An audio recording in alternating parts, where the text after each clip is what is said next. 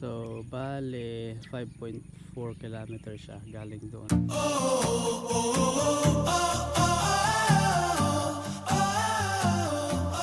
Sup. So, bukas magha-hike na kami. Ngayon actually kakalabas ko lang sa trabaho. Nagtatrabaho pala ako dito sa Philippines Missionary Training Center as a teacher. Upo muna tayo dito. Hindi ako hiker pero mag-hike kami. At isi-share ko din yung update sa aking FTMO $10,000 challenge. Let's go. Let's go. Ngit-ngit pa.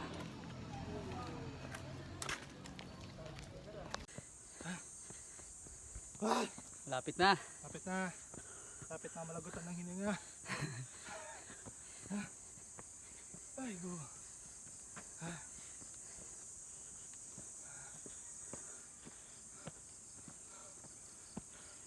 Kaya pa. Professional yan, no? Hiker. Oo. Yung hiker talaga. Hindi pa. Meron pang isang paakyat.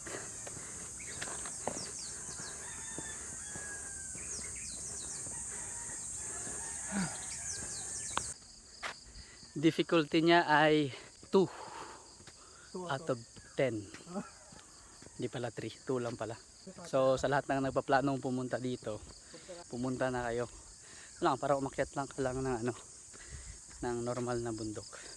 Hindi pa nga ako naka-hiking ano pa nga ako. Panglakad-lakad lang. So kung kaya ni Tadeo, kung kaya ko, kung kaya nila, kaya nating lahat. Habulin namin yung sunrise. Lapit na. Konting ano lang kembot. Yan yung daan. Tour guide namin yung aso. Yan, so may madadaanan ka ding mga campsite. Kagaya na ito. Pero hindi pa ito yun. Kubo dati. Hindi daw. Lit lang yun. Ngayon nakaano siya no, yero. Oo. Ang lamig naman dyan. Siguro naka air condition yan. I don't think so. Malamig dito eh. Pero pag ano dito, pag Tanghali. tanghali, ano pa rin. Mainit pa rin. Last na paahon. At last na rin naakyat. Kaya nga ng aso, diba?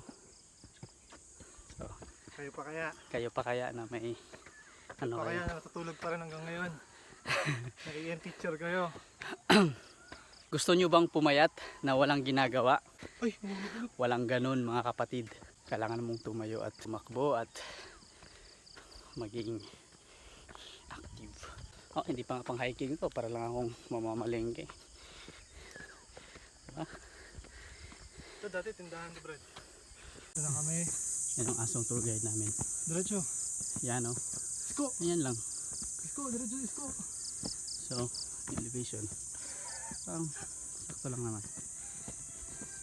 Tsaka may street lights na din. So, hindi na kayo matatakot. Parang pabigat na pabigat yung sapatos ko, Brad. Paano yung mindset? Dapat ang mindset nyo pag umakyat ng ganito. Oo. Dapat ang mindset nyo lagi. Downhill. Downhill lang. Bakit? Downhill lang. Para pag napagod kayo, mabilis kayo makakababa. Naman tumuloy. Papagurid nyo pa sarili nyo. Papakapagod pa kayo. Total Mapalayo mindset. sa taas. Total mindset na. Diretso na. So, gawin mo, totoonin yung dream mo. Pag nag-isip ka, totoonin mo. Tapos pagod ka na. Tumigil ka, tutuloy ka Tumigil pa. na. Oo. Pag ayaw mo na, huwag mo na tuloy. Masasaktan ka lang. Yan, may matarik pa pala. Last na yan. So, last. Lapit na. Last na matarik. Lapit na kami mapauwi. Tour guide oh. Ano lang yung bayad sa kanila? Biscuit. Yun lang. Biscuit ba? Ibili niya biscuit. Or sardinas. Goods na yan sila. So, andito na kami Bijuhi. sa last na pakyat talaga din. Parawagan na yan mga kapatid. Ang aso sumama pa rin. Kala nila may pagkain kaming dala. Yan na. Sarap, malamig. Ito lang. Ito na yung pinaka-hike. Pero yung tamang form paano umakyat. Paano ba? Para di kayo mapagod. Kailangan. Sabayin niya. Tapos tatangin yung kamay dito. May sakit. May sakit pala. Ayun yung tamang ano pala. Yan. Parang sa video kasi parang hindi siya halata na ano. Na may matarik. Yun na, ito na. Wow. Let's go. Nilinis nila. Dati kailangan namin tumungtong dito para makita yung ano, buong. Lapit, lapit, lapit, lapit, lapit. Sabi oh. Ito na. We're here. We're here. Mount Parawagan. Let's go. Time check 5:30. Sakto talaga yung estimate kanina. Basta tama yung paging. Tama. Yo. Oh. So kung ayaw mong bumaba, gamit yung ano, dito ka na lang. Diretso ka ng tanong doon.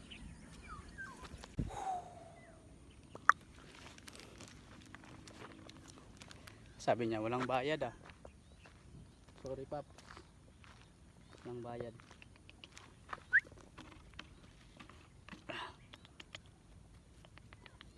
Yung tour guide namin, good tour guide. Good boy. Good boy ka ba? Good girl. Parang true. So, Alam mo, truths. Ay, ala. pababa na kami ngayon. Dapat inakat mo lang yun. Sobrang may isang pinuntahan din kami yan. Nag-ano sila. Isa sa mga stop dito.